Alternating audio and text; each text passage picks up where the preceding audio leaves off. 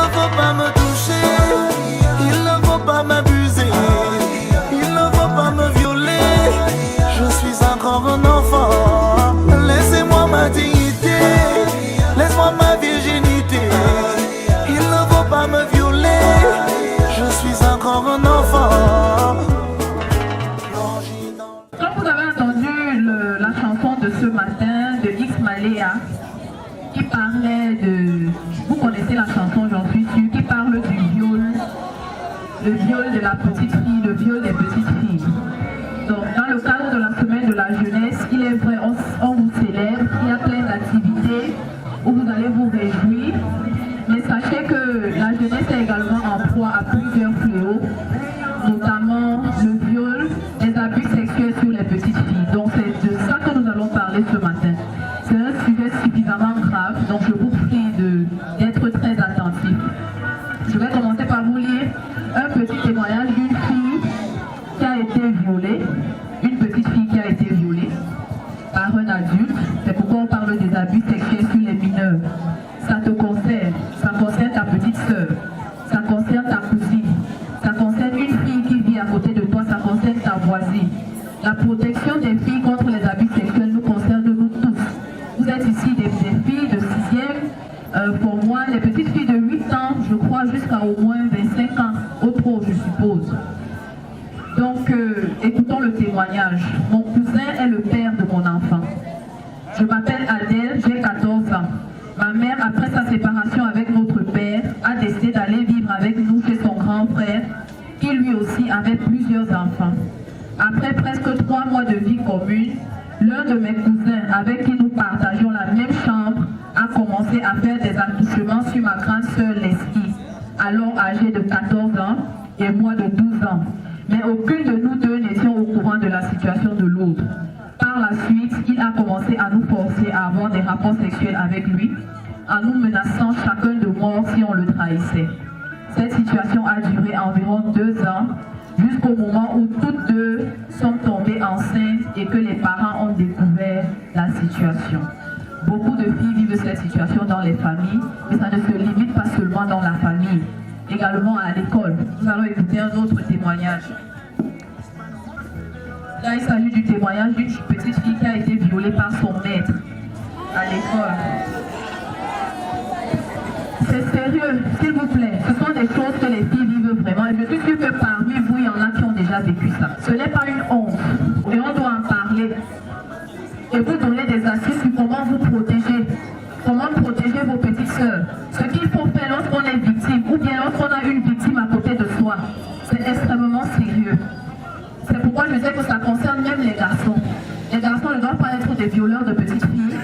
Tout comme les garçons sont des grands frères de petites filles qui doivent protéger ces petites filles. Les garçons sont des futurs papas de petites filles qui devront protéger leurs petites filles et non pas être leurs bourreaux. Mon maître m'a violée.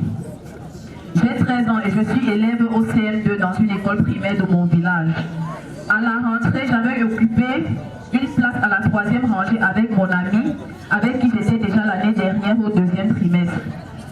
Mon maître qui m'interrogeait chaque fois a exigé que je change de place et que je me mette au premier banc, juste devant lui, parce qu'il doit me surveiller.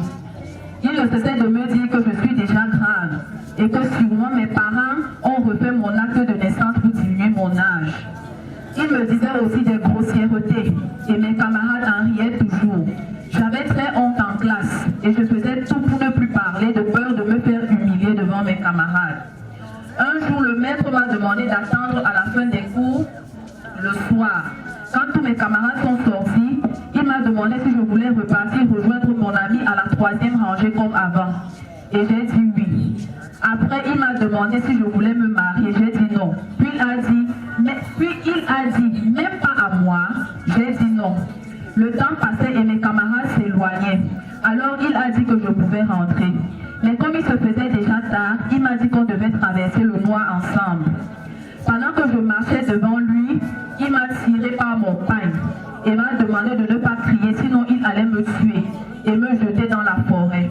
Il a enlevé mon pagne, déchiré mon slip et il m'a fait coucher par terre, puis il a attrapé fort ma bouche. Il m'a gâté et m'a demandé de rentrer tout en prévenant que si j'informais mes parents de ce qui s'était passé. J'avais tellement mal et je saignais que je n'avais même pas besoin d'informer ma mère. Je lui ai tout raconté. Tout de suite, elle m'a amené à l'hôpital et a cherché sa maison dans la même nuit pour le menacer et l'informer qu'elle allait partir à la police le matin. Les policiers sont allés à sa recherche et l'ont retrouvé dans un bus qu'il avait déjà emprunté pour s'enfuir dans son village. Il a été mis en cellule, puis en prison, mais après il a encore disparu de notre village alors qu'on n'avait pas encore jugé l'affaire.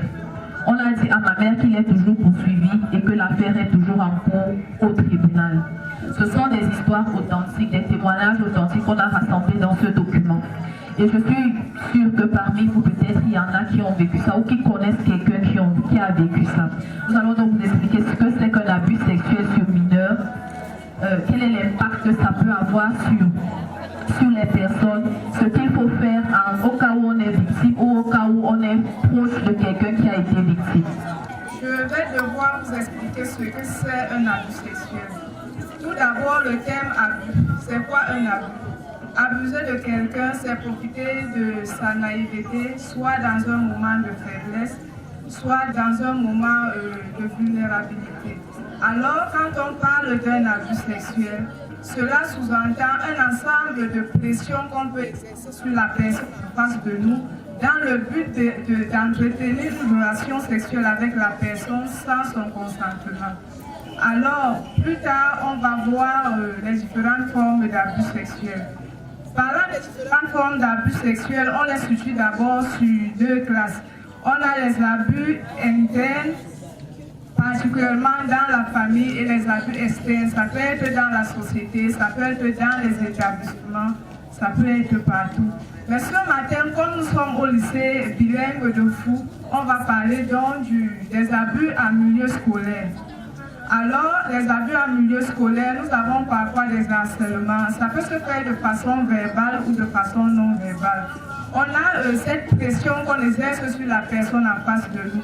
On va appeler la personne qui exerce la pression le bourreau et la personne en face d'elle, c'est sa victime. Alors, ça peut être à travers des mots mal placés, à travers certains gestes que d'entre de gens on néglige souvent, mais qui plus tard aboutit à quelque chose. Les différentes formes d'abus sexuels, on peut avoir également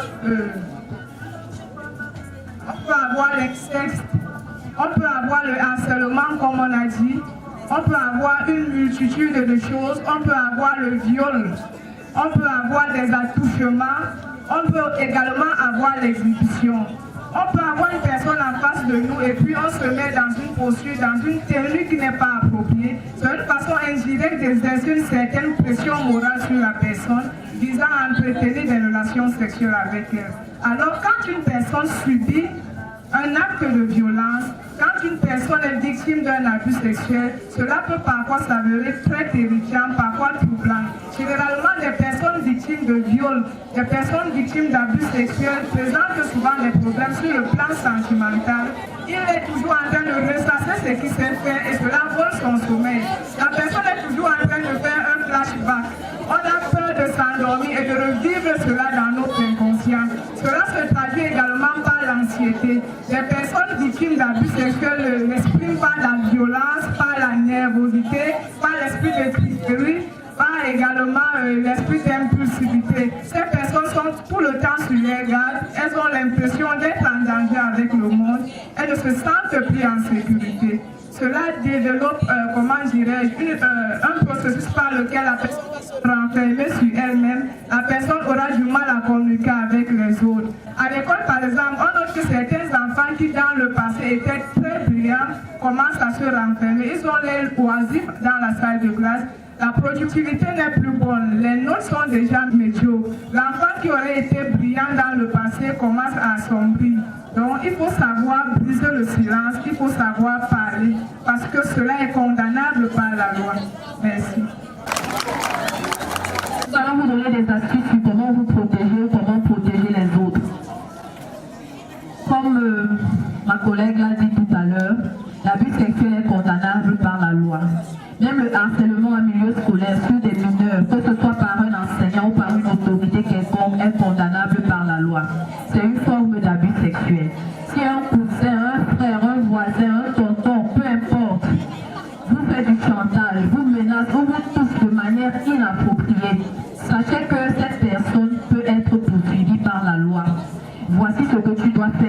est victime, tu dois le dire immédiatement à tes parents ou à quelqu'un de confiance, un pasteur, une tante, peu importe, quelqu'un à qui tu as confiance, un enseignant, il faut parler. Donc la première attitude, c'est de parler. Ne reste pas avec ça sur toi. Vous avez vu dans les témoignages, on a dit que les bourreaux menaçaient les filles. Si tu parles, je vais te tuer. C'est faux. Il ne peut pas te tuer. Il te menace, il te fait peur parce qu'il ne veut pas que tu le dénonces. Parce qu'il est conscient que si tu le dénonces, il sera arrêté et mis en prison. Autre chose, c'est que tu dois demander, tes parents doivent porter plainte à la police contre cette personne. C'est l'occasion pour moi de parler aux parents et aux enseignants ici. Nous sommes les premiers responsables de la protection de nos enfants. Je m'adresse également aux grands frères et aux grandes sœurs. Nous sommes les premiers responsables de la protection de ces enfants, de ces jeunes filles. Ça veut dire que souvent dans les familles, lorsqu'on trouve une victime, lorsqu'une victime ose un peu parler, souvent dans la famille, lorsqu'il s'agit par exemple d'inceste, même dans les établissements scolaires, lorsqu'une fille finit par parler, ose prendre le courage de dénoncer, c'est plutôt contre la victime qu'on se retourne. On a tendance plutôt à culpabiliser la victime et à protéger le bourreau. Cela doit cesser. Deuxièmement, dans la famille, chers parents, surveillons nos enfants, surveillons leur compagnie. Ne laissons pas les enfants jouer avec n'importe qui, n'importe comment. Ne laissons pas les enfants sous la surveillance de n'importe qui, n'importe comment. Chères petites filles, lorsque un adulte commence à vous tenir un certain type de propos, dénoncez auprès de quelqu'un, dénoncez auprès de papa, dénoncez auprès de maman, dénoncez auprès d'une personne de confiance. Ne restez pas avec ça dans votre cœur. Protégez-vous, protégeons nos enfants, protégeons les petites filles, car la fille, c'est l'avenir de l'humanité. Il ne faut pas me toucher.